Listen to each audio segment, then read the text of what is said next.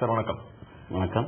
திருச்சி மாவட்டத்தோட ஆட்சித்தலைவர் மிக சிறப்பான அளவில் பணியாற்றி வரீங்க. மக்களோட கலெக்டர் பேர் மக்களால் சொல்லப்படுகிறது. அதுக்காக முதல்ல எங்களுடைய வாழ்த்துக்கள். திருச்சி மாவட்டத்தோட மக்கள் நலப்பணி திட்டங்களை பற்றி நேரில் சொல்லுங்க. அனைவருக்கும் வணக்கம். நான் திருச்சி மாவட்ட ஆட்சித்தலைவராக கடந்த 2 ஆண்டுகளாக பணிபுரிந்து வருகிறேன். திருச்சி மாவட்டத்தை பொறுத்தவரையில் திருச்சி மாவட்டம் என்பது விவசாயத்தை பின்னணியாக கொண்ட ஒரு மாவட்டம். இங்கே தொழிற்சாலைகள் அதிகமாக கிடையாது. குறிப்பாக 1-2 மத்திய அரசுடைய தொழிற்சாலைகள், பாரத மிகுமின் நிலையம், OSP, HAPP போன்ற ஒரு சில நிறுவனங்களை தவிர வேறு தொழிற்சாலைகள் இங்கே அதிகமாக கிடையாது.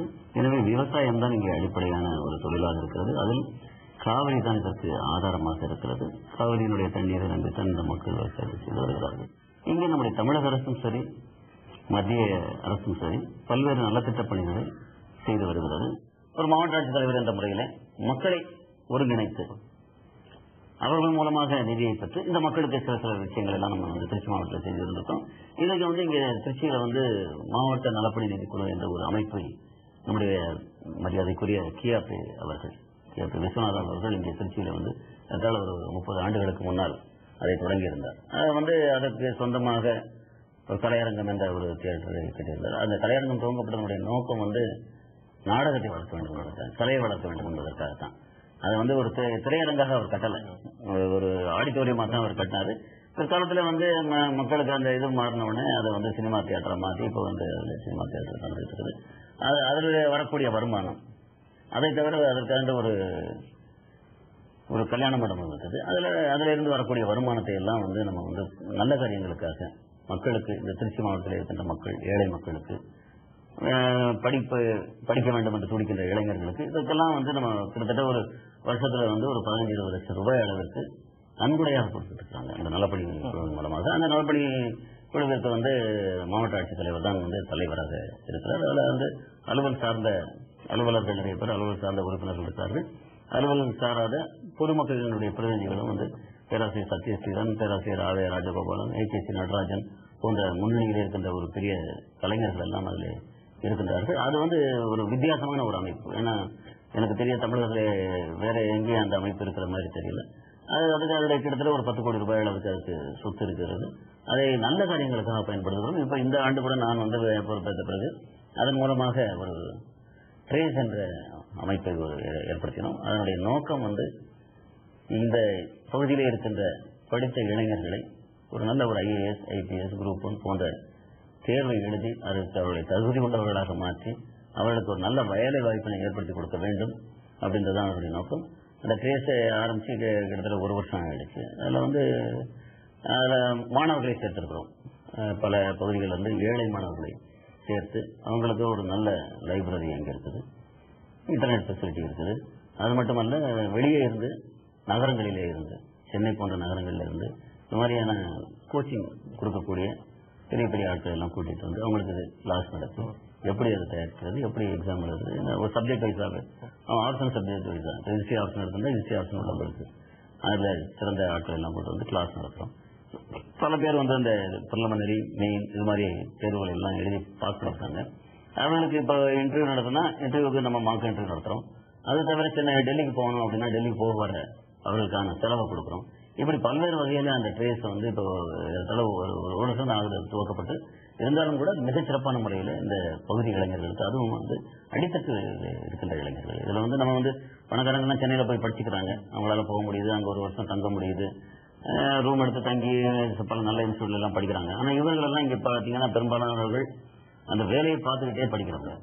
அவங்க வேலை பார்த்தா தான் உங்களுடைய அடிப்படை தேவைகளை பூர்த்தி செய்வதற்காக பகல் நேரத்தில் வேலைக்கு போயிட்டு சாயங்காலம் 6 மணிக்கு வருவாங்க. 6 மணிக்கு 9 மணி வரைக்கும் படிப்பாங்க. அவர்களுக்கான பயிற்சிகள் எல்லாம் கொடுப்பதற்கு இங்கே ஆட்கள் எல்லாம் நியமிச்சிருக்கிறோம். அது மிகச் சிறப்பான முறையிலே இருக்குது. அதில் வருஷத்துக்கு ஒரு 2 பேர் பாஸ் பண்ணால் கூட அதுவே ஒரு பெரிய புண்ணியம். அதனால அந்த இதையும் நடத்திட்டு இருக்கோம். நேர்களே ஒவ்வொரு இளைஞர்கள் மாணவிகளோட கனவு ஒரு IAS ஆகணும், IFS ஆகணும், இல்லை IPS ஆகணும் எல்லாருக்கும் ஒரு கனவு இருக்கும். இந்த கனவு எல்லாருக்கும் சாத்தியமா அப்படின்னா இல்லை. இந்த கனவை மெய்ப்படுத்துவதற்காக என்ன வகையான உதவிகளை செய்யலாங்கிறதுக்காக ட்ரேஸ்ங்கிற ஒரு அமைப்பு திருச்சியில் மிக பிரமாதமான வேலைகளை செஞ்சுட்டு அதற்கு ஒரு பக்கபலமாக, உறுதுணையாக, முன்னோடியாக இருந்து செயல்பட்டுக் கொண்டிருக்கும் மதிப்பிற்குரிய திரு சுரேஷ்குமார் அவர்களை இப்போது சந்திக்கிறோம். வாங்க அவர் என்ன சொல்றாங்க கேட்கலாம். சார் வணக்கம். வணக்கம். நான் சொல்றது ட்ரேஸ்ங்கிற இந்த அமைப்பை பத்தி என்னன்னு சொல்லுங்க. சாதாரணமா எல்லா மாவட்டங்கள்லயும் வந்து எம்ப்ளாய்மெண்ட் ஆபீஸ் மூலியமாக ஒரு ஸ்டடி சர்க்கிள் மூலியமாக இந்த மாதிரி போட்டித் தேர்வுகளுக்கெல்லாம் தயார்படுத்துறது பண்ணிட்டு இருக்காங்க. குறிப்பா திருச்சியில வந்து பல மாணவர்கள் வந்து ஐஏஎஸ் ஐபிஎஸ் இந்த மாதிரிலாம் வந்து அந்த வேலைவாய்ப்பு அலுவலகத்தை பயன்படுத்தி பண்ணிட்டு இருந்ததை மாவட்ட ஆட்சித்தலைவர் அவர்கள் வந்து இன்னும் கொஞ்சம் அதுக்கு ஒரு பெரிய தளத்தை கொடுத்து முழுமையாக 7 நாட்களுமே செயல்படக்கூடிய மாதிரி வந்து ஒரு ஸ்பேஸை கிரியேட் பண்ணி நம்ம வந்து நிறைய இளைஞர்கள் இந்த பகுதியில் இருக்க எல்லாருக்குமே இதுவரை திருச்சி மாவட்டத்துக்கு மாத்திரமே இல்லாம நாகப்பட்டினம் வரைக்கும் இருக்கக்கூடிய இந்த பகுதியில் இருக்கக்கூடிய பல மாணவர்களும் மாணவிகளும் சரி அவங்க வந்து அனைத்து தேவைகளுக்காகவும் ஒரு ஒன் ஸ்டாப் ஷாப் மாதிரி சரி ஒரு கூரைக்கு கீழே அனைத்து தேவைகளையும் நம்ம கொடுக்கணுன்ற மாதிரி ஒரு உன்னத நோக்கத்தோட வெல்ஃபேர் கமிட்டியினுடைய ஒரு அங்கமாக வந்து தனியாக ட்ரேஸ்ன்னு வந்து ஆரம்பிச்சு அது வந்து அதனுடைய எக்ஸ்பென்ஷன் வந்து Trichy academy for competitive exam சொல்லக்கூடியது. அது காம்படிட்டிவ் எக்ஸாம்ஸ் வச்சிருந்தா கூட அதனுடைய பரிமாணத்துல வந்து IAS IPS and other services மாத்திரம் இல்லாம இப்ப தொழில் முனைவோர் இருக்காங்கன்னா அவங்களுக்காக இது பண்றது கெப்பாசிட்டி பில்டிங் சரி இளைஞர்களுக்கு எந்தெந்த விதத்துல எல்லாம் ஆற்றுப்படுத்தினாக்க அவங்களை வந்து கல்வியிலிருந்து வேலை வாய்ப்பு உலகத்தை நோக்கி நகர்த்துறதுக்கும் அதே மாதிரி தொழில் சார்ந்த ஒரு திறமைகள் வேணும்னாக்கா அதுக்காக அவங்களுக்கு வந்து ஒரு வழிகாட்டுதல் சொல்றதுக்கும் அந்த மாதிரி இளைஞர்களுக்கு வந்து 10th பின்னால என்ன படிக்கலாம் பிளஸ் 2 பின்னால என்ன படிக்கலாம்னு சொல்றதுக்கான career guidance after 10th what after plus 2 what அப்படின்னு சொல்ற மாதிரி ஒண்ணு வந்து எஜுகேஷன் பேஸ்ட் கைடன்ஸ் அதுக்கடுத்து வந்து பாத்தீங்கன்னா அந்த எக்ஸாமுக்கு போகணும்னாக்கா இப்போ வந்து யூபிஎஸ்சி எக்ஸாம் வந்து ஒரு பிரைம் மோட்டிவா வச்சிருக்கோம். இப்போ வந்து நிறைய ஒவ்வொரு வருஷமே வந்து இப்ப தமிழ்நாட்டில் வந்து யார் யார் ஐஏஎஸ் ஐபிஎஸ் மாதிரிலாம் பாஸ் பண்றாங்களோ அவங்கள வந்து ஒரு 2 நாள் வந்து இங்க வந்து அது வந்து ஃபர்ஸ்ட் ஆஃப் இட் கைண்ட் நான் பொதுவா நினைக்கிறேன். எனக்கு தெரிஞ்ச வரைக்கும் ஒரு 3 வருஷமா வந்து பாஸ் பண்ண எல்லாத்தையும் கூட்டிட்டு வந்து இப்ப எப்படி வந்து அவங்க ட்ரைனிங் டைம்ல பாரத் தர்ஷன் போறாங்களோ அது மாதிரி அவங்க வந்து போய் ஜாயின் பண்றதுக்கு முதல்ல மசூரிக்கு போறதுக்கு முதல்லயே இங்க வந்து திருச்சியில் இருக்கக்கூடிய பெஸ்ட் பிராக்டிசஸ் இந்த குட் கவர்னன்ஸ் சொல்லுவாங்க பாருங்க. அப்ப அரசாங்க திட்டங்கள்லாம் வந்து கிராஸ் ரூட் லெவல்ல எப்படி எல்லாம் நடந்துட்டு இருக்குன்றதுக்காக ஒரு 2 days ப்ரோக்ராம் மாதிரி அவங்க வந்து ஐஏஎஸ் அகாடமியில போய் ஜாயின் பண்றதுக்கு முதல்ல நாங்க வந்து அவங்களுக்கு ஒரு 2 days வந்து கலெக்டர் அவங்களுடைய ஆலோசனை படி இப்ப எல்லா அந்த கிராமப்புறத்தில் இருக்கக்கூடிய அரசு திட்டங்கள்லாம் எப்படி இருக்கு அதெல்லாம் அவங்க பார்த்துட்டு அப்புறமேல அவங்க வந்து அந்த ட்ரைனிங் போகக்கூடிய நேரத்துக்குள்ளே அவங்களுக்குள்ள தமிழ்நாட்டில் கூடிய எல்லாரும் ஒரு ஒருங்கிணைந்த மாதிரி ஒரு சூழல் இருக்கும். அப்ப நாங்க என்ன பண்ணோம்னா மற்ற படிச்சிருக்கக்கூடிய பையங்களையும் வந்து அவங்க உட்கார வச்சு இவங்களையும் அவங்களும் ஒரு இன்டராக்ஷன் அப்ப வந்து இவங்க எல்லாம் எந்த மாதிரி ஆப்ஷன்ஸ் எல்லாம் போட்டிருந்தாங்க என்ன மாதிரி ஒரு சராசரியா நமக்கு இந்த மாதிரி மனசுல ஒரு தயக்கம் இருந்திருக்கும் நிறைய பேர் முயற்சி பண்ணிருப்போம் இப்படி மாதிரி எல்லாம் அவங்களை பேச வச்சு இந்த புதுசா முயற்சி பண்ற பையங்களுக்கும் அவங்களுக்கு ஒரு ஜஸ்ட் சப்போர்ட் பண்ற மாதிரி அந்த மாதிரி பண்ணி இந்த 2 days முடியறப்ப நாங்க ஒரு ஃபேர்வெல் மாதிரி கொடுத்து அவங்க ஒரு கிரீட் பண்ணி நாங்க வந்து மசூரிக்கு அனுப்புறதோ அந்த ஐபிஎஸ் அகாடமிக்கு அனுப்புறதோ அந்த மாதிரி ஒரு கன்வென்ஷன் வந்து ஒரு 3 வருஷமா பண்ணிட்டு இருக்கோம். அதுல வந்து பாத்தீங்கன்னா சில ப்ராடக்ட்ஸ் வந்து நம்மளுடைய ஓன் இப்ப எம்ப்ளாய்மெண்ட் ஆபீஸ்ல இந்த நம்ம ட்ரேஸ்ன்றது நம்ம ஒரு 2 years 1.5 years மேல நடந்துட்டு இருக்கு. இது வந்து ஒரு ஜாயிண்ட் பிளாட்ஃபார்மா தான் வச்சுட்டு பட் இது வந்து ஒரு பெரிய தளமா இருந்துட்டு நேரடியா கலெக்டர் அவங்களுடைய ஒரு ஆலோசனை பிரகாரம் வந்து இது நடக்குது.